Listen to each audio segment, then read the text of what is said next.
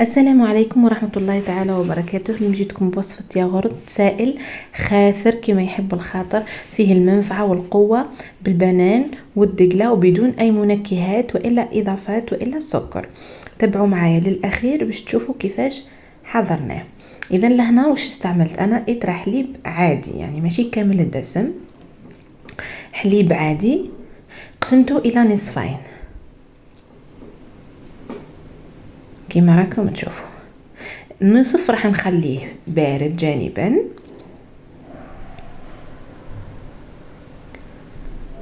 يعني صدقوني جات بنينه ماشي نورمال.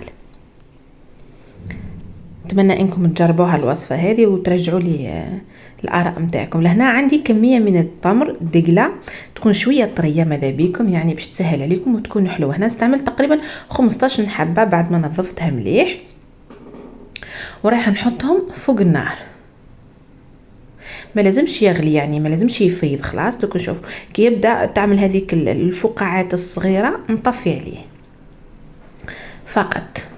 رايحه نحطه في الخلاط الكهربائي، في الميكسور هذا ولا المهم رايحه نستعمل هنا البنان الموز. لهنا انا عندي البنان تاعي طيب حلو، استخدمت تقريبا حبه ونصف. انتم هنا والكميه تحبوا تعملوا 2 حبات صغار، تحبوا تعملوا حبه كبيره ونصف، يعني كيما تحبوا. حتى الزوز حبات صغار معليش. ورايحه نضيف عليهم هذاك الحليب اللي كنت سخنته مع الدقله، ورايحه نرحيهم يترحاو لي مليح. لهنا راح يقعدوا فيه شوي حبيبات ماشي مشكل، هذيك الخثوريه تاع الدقله والبنان يعني عادي. تحبوا تصفوه صفوه، تحبوا تخلوه خلوه. المستحسن يعني تخلوه، ماشي حاجه غراف يعني كي تقعدي تشربي في الياغورت وانتي تاكلي في قطع دقله ولا حاجه. رايحين نخلطوهم مليح. بالنسبه للناس اللي تحب الحلاوه تحبوا تحطوا السكر، حطوا 3 ملاعق سكر. انا بالنسبه لي انا اكتفيت بالحلاوه تاع الدقله والموز البنان. لهنا تحطوا صباعكم وتحاولوا تشوفوا التمبيراتور تاع الحليب تاعكم. اذا اصبعكم يتحمل السخانه هذيك ضيفوا الياغورت، اذا اصبعكم ما يتحملش السخانه ولقيتوا سخانه بزاف خلوه شويه يبرد، خلطوه يعني شوي ومن بعديك باش تضيفوا الياغورت تاعكم. انا هنا استعملت حبه ياغورت وزن 200 غرام ذوق بنات، نجموا تستخدموا حتى الفاني ما يضرش. نخلطوهم مليح بالطريقه هذه.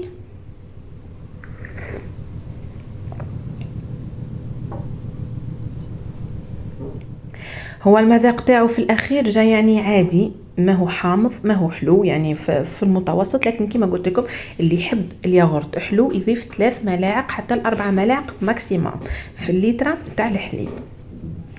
لهنا اللي عنده بلاصه دافيه كيما الشوفاج ولا يخلي الخليط في الطنجره اللي خلط فيها، جوست يغطيها مليح ويلفها بساشي ويزيد يلفها بمنديله والا حاجه كوطون هكا خشينه ويبيتها ليله كامله على الاقل 8 سوايع. انا طونك ما عنديش بلاصه دافيه صبيتها في البلاره هذه، احكمت الاغلاق نتاعها.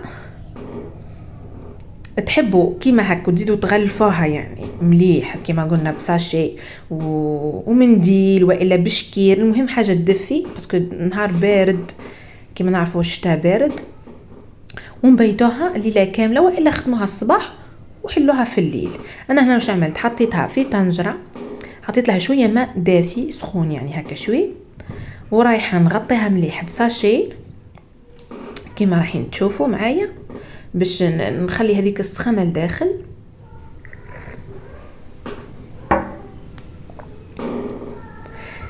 رايحه نغطيها مليح، يعني العمليه هذه راهي ضروريه، يعني ماذا بكم بلاصه دافيه شوفاج فور يعني. ورايحه نغطيها كيما كيك ونزيد رايحه نغطيها بمنديل شويه خشين، ورايحه نحطها في الفور. الفور تاعي طافي يعني عادي، جيست راح نحطها في الفور ونبيتها ليله كامله. بعد ما باتت ليله كامله هنا رايحه نفتحها معاكم.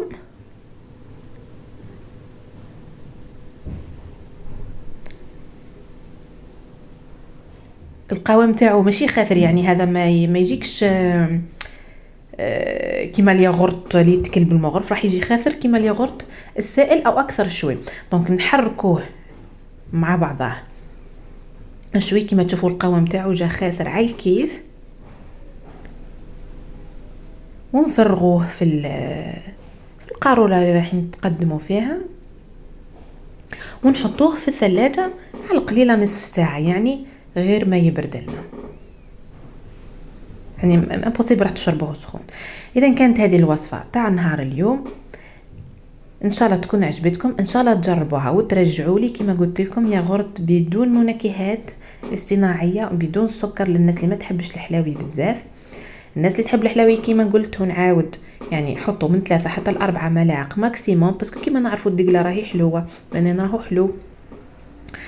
ان شاء الله كما قلت لكم تكون عجبتكم الوصفه تاع نهار اليوم. ما تنساوش تشتركوا في القناه وتفعلوا الجرس باش يوصلكم كل جديد، والى وصفه اخرى ان شاء الله.